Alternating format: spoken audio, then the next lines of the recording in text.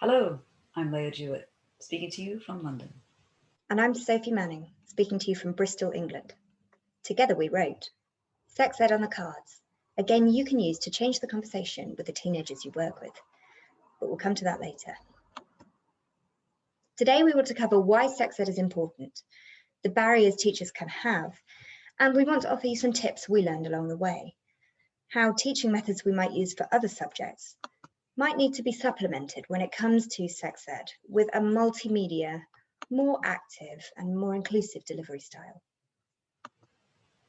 Let's talk about sex for a minute, or rather about comprehensive sex education and how you can get comfortable teaching it. We know that in this online world, kids are up against pressures such as cyberbullying, sexting, and being exposed to porn from an increasingly young age. So it's vital that we talk openly with young people about sex and relationships. And what's the preferred choice of young people for learning about sex and relationships? Statistics show that actually it's school. When it comes to sex education, schools here have focused for too long on the risks and dangers, what we call the condoms on bananas approach. But young people want, need, and have the right to see the bigger picture beyond just the risks and dangers. It's not surprising that many teachers don't feel comfortable delivering a more comprehensive sex education. Like parents, teachers often didn't have good sex ed themselves, or didn't have adults in their lives who talked openly with them. So teachers don't always have the skills to talk openly either. Some teachers might need a mind shift to become more comfortable around LGBT plus issues, identities, and vocabulary.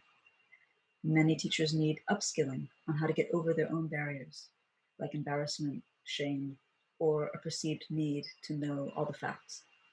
Very often, teachers need to become confident in starting the conversation. That's where Sex Ed on the Cards comes in. This game is all about getting young people aged 14 and over to explore their attitudes, beliefs, and values around topics like bodies, body image, consent, pleasure, porn, and sexual identity. Of course, everyone learns differently, and this game opens up discussion in different ways. It gets facts across, sure, but as we know, not all of sex education is an exact science, and there aren't always easy answers. So this game creates a safe space for kids to discuss those parts of sex ed that are up for debate. You can also animate the room by giving students something physical to do. The beauty of this game is that because it's child-centered, it lets the students do the talking. It's an icebreaker, both for your students and for you. Here's a takeaway point.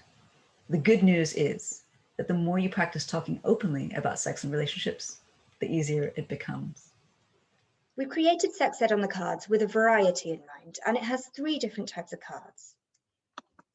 Question cards are quiz questions that test and build students' knowledge.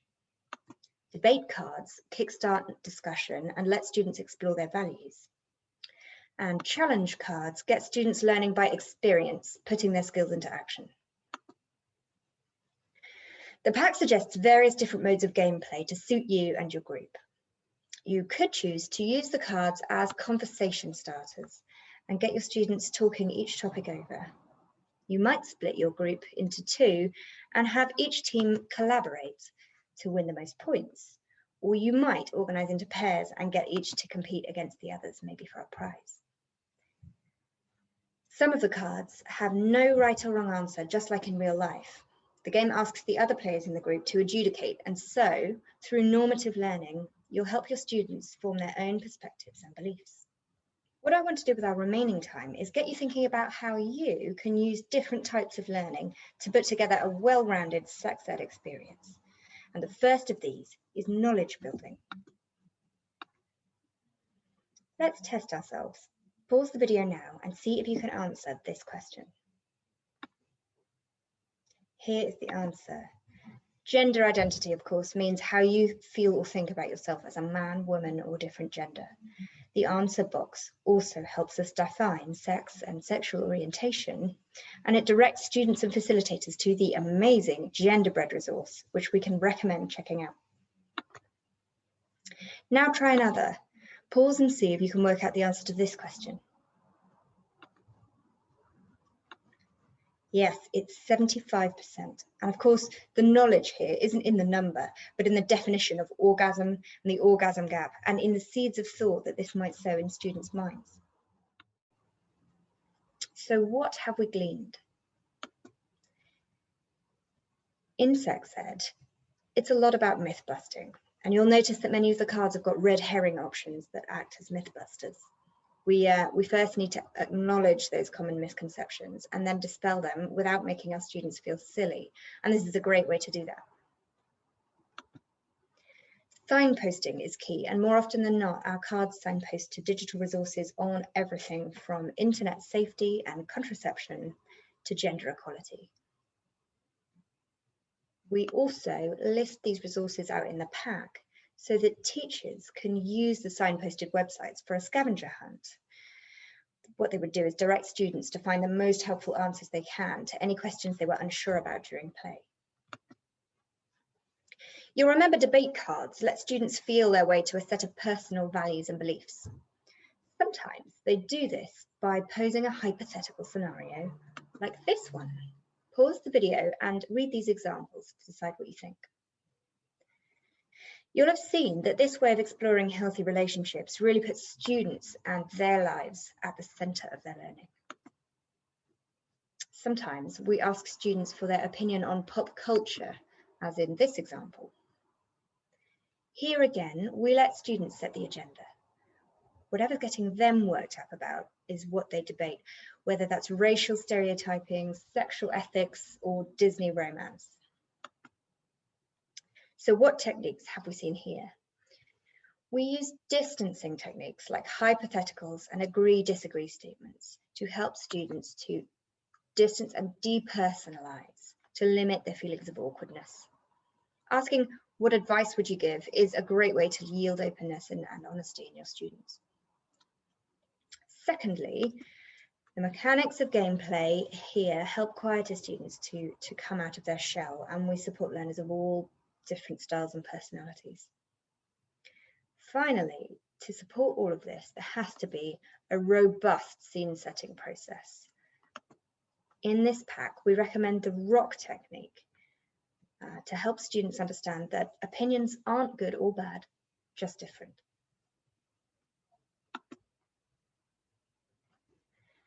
Now we come to the fun bit, our challenge cards.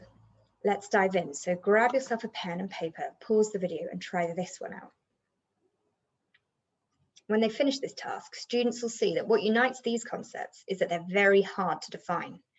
It sets people thinking in a really non-didactic way. And shouldn't what we in the UK call relationships and sex education allow students to flex their skills a bit? Pause the video and try this one out. Maybe your lesson will be the first time that students get to try out their language and communication around relationships in a safe space. So, what do these challenge cards teach us about teaching sex ed? This is where humour, fun and drama come into play. And as we know, the most memorable lessons are the ones that stick. Play also allows emotions to be suspended while learners work through the issues. It's a great way of learning with a conflict-free environment in a subject that comes really loaded with differing religious and cultural perspectives. Finally, we wouldn't expect students to get in a car and drive without a lot of practice, and the same applies to healthy relationships and communication. Give your students the space to do this, and you could change their lives.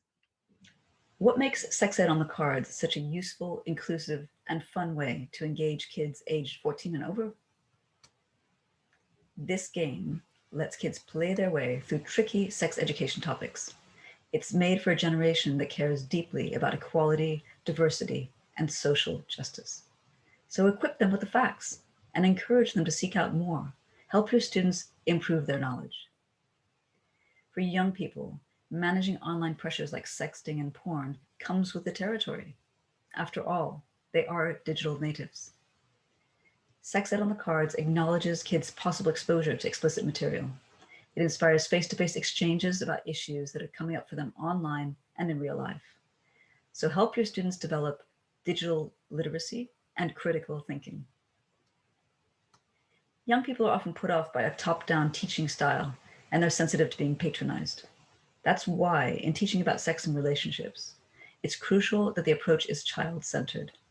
So help your students explore their values and prepare for real-life experiences. Here's a takeaway point. Even as we teach this generation of digital natives, we can also learn a lot from them. Learning is a two-way street.